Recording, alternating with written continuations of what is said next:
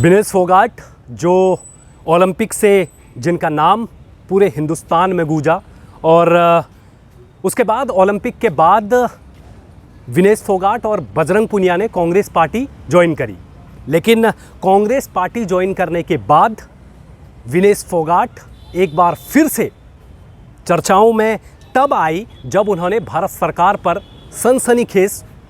कई सारे आरोप लगाए। लेकिन उनके आरोपों के बाद अब हरीश साल्वे ने विनेश फोगाट को एक्सपोज किया और विनेश फोगाट पर झूठ बोलने का बड़ा आरोप लग रहा है। ये सारा मामला आपको बताएंगे और बताएंगे कि क्यों विनेश फोगाट ने क्या झूठ बोला और क्यों उनके दावे में बिल्कुल भी दम नहीं है। दरअसल हुआ ये कि पेरिस ओलंपिक में जो कुछ हुआ वो पूरे देश ने देखा और पूरे उसके बाद चर्चाओं में आने के बाद विनेश फोगाट ने कांग्रेस पार्टी ज्वाइन करी और कांग्रेस पार्टी ज्वाइन करने के तुरंत बाद विनेश फोगाट ने as a political member BJP सरकार यानी कि जो भारत सरकार पर बहुत बड़ा आरोप लगाया। लेकिन आरोप ये लगा कि पेरिस ओलंपिक में भारत सरकार ने विनेश फोगाट का कोई मदद नहीं करी। अब ये उनके दावे में कितना दम है कितना नहीं है वो मैं आपको बताऊंगा, लेकिन हमारे बताने से पहले हरीश साल्वे ने उनको एक्सपोज किया और हरीश साल्वे ने कहा कि जो विनेश फोगाट ने आरोप लगाए भारत सरकार पर वो बिल्कुल बेबुनियाद है, क्योंकि हरीश साल्वे का कहना है कि इंडियन ओलंपिक एसोसिएशन में भारत सरकार का कोई रोल नहीं होता और ये हम भी जानते हैं, क्योंकि अगर पेरिस ओलंपिक में जहां विनेश फोगाट कह रही हैं कि उनका भारत सरकार ने कोई हेल्प नहीं करी, लेकिन आपको बता दूं कि IOA में किसी भी सरकार का कोई इंटरफेयर नहीं होता है और यही बात हरीश साल्वे ने अब कही भी है और ये उन्होंने कही भी है और ये हम लोग जानते भी हैं, क्योंकि IOA एक इंडिपेंडेंट अपना संघ है, वो अपने तरीके से काम करता है, उसमें किसी भी गवर्नमेंट का कोई भी मतलब इंटरफेयर नहीं होता है और जब अगर इंटरफेयर है ही नहीं तो फिर भारत सरकार कैसे उसमें इंटरफेयर करेगी। आगे हरीश साल्वे ने कहा कि अगर भारत सरकार IOA में इंटरफेयर करती है तो फिर उसे रद्द कर देना चाहिए क्योंकि रद्द हो जाएगा, क्योंकि किसी भी सरकार का इसमें कोई भी इंटरफेयर नहीं होता है। दूसरी तरफ विनेश फोगाट ने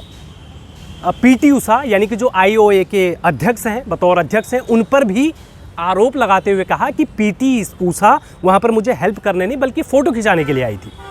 अब अगर PT उषा वहाँ पर फ़ोटो खिंचाने आई थी, जबकि सच्चाई ये है कि PT उषा ने कहा था कि जो ये पूरा मामला है, जो विनेश फोगाट को लेकर जो पूरा मामला है, इसको स्विस कोर्ट में वो चैलेंज करना चाह रही थी, यानी कि IOA का जो मुख्य क्वार्टर है स्विट्ज़रलैंड में, वहाँ पर उसको चैलेंज करना चाहती थी PT उषा। लेकिन विनेश फोगाट के कहने पर विनेश फोगाट ने यहाँ पर भी मना किया और विनेश फोगाट ने कहा कि भाई इस मामले को स्विस में ले जाने की ज़रूरत नहीं है, बल्कि ये पेरिस में ही इसकी सुनवाई हो। और अगर अब मैं यहाँ पर इसलिए थोड़ा सा शॉक्ड हुआ कि अगर सरकार उनकी हेल्प नहीं कर रही थी तो PT उषा वहाँ पर क्या कर रही थी, क्योंकि PT उषा ने कहा था कि भाई इस पूरे मामले को वो स्विस में ले जाना चाहते हैं, जबकि विनेश फोगाट की बात को ऊपर रखा। विनेश फोगाट ने कहा कि नहीं, मैं इस पूरे मामले को यहीं रखना चाहती हूँ, यानी कि पेरिस में ही इसकी सुनवाई हो। तो उनकी बात रखी, और अगर आपकी बात रखी तो फिर आप कैसे कह सकते हो कि भाई सरकार ने आपकी हेल्प नहीं करी। जितना भी सरकार से हो सकता था मुझे लगता है कि वो कर रही थी। PT उषा वहाँ पर गई, उन्होंने अपनी बात रखी, फिर वहाँ पर विनेश फोगाट ने कहा कि नहीं, इस पूरे मामले को यहीं रखा जाना चाहिए, तो आपकी वो बात भी मानी।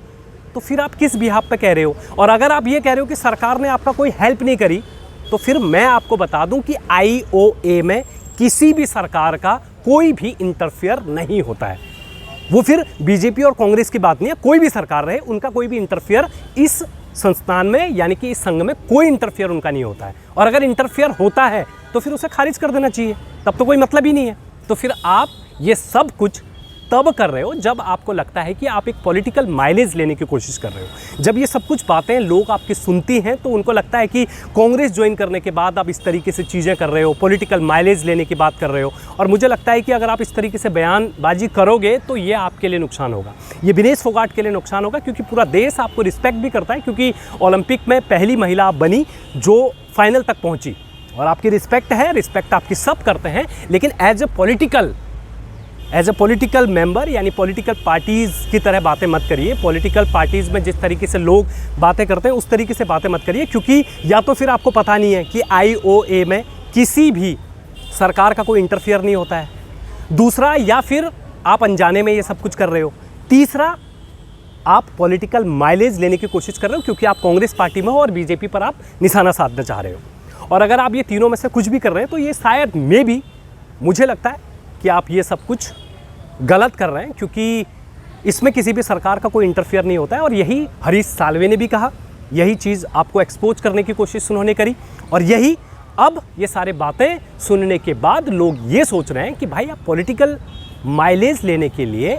ये सब कुछ बातें कर रहे हो। तो कहाँ तक विनेश फोगाट सही है, और क्या विनेश फोगाट, क्या सच में आपको लगता है कि IOA में भी सरकार का कोई रोल होता है? क्या सच में आपको लगता है कि सरकार ने विनेश फोगाट का कोई साथ नहीं दिया? आप हमें कमेंट करके ज़रूर बताना। तब तक के लिए अपना ख्याल रखिए।